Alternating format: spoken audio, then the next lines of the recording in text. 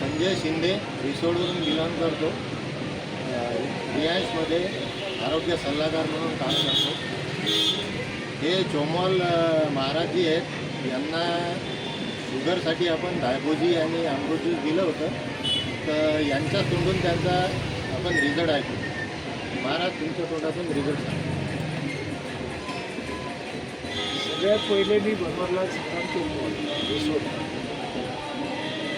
बरोबर, मला साखर आणि बीपी दोन्ही बिमारी असताना मला शुगर कमी झाली, बीपी कमी झाली, ॲसिडिटी कमी झाली, डोकंदुखी कमी झाली आणि चिडचिडपणा कमी झाला. अमृत ज्यूस घ्यायच्या पहिले तुम्हाला शुगर किती होती?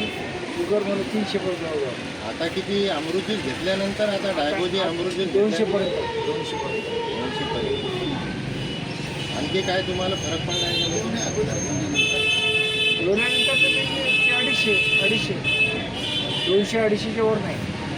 बाकी ॲसिडिटी वगैरे याचा एकदम त्रास? एकदम काही प्रॉब्लेम नाही.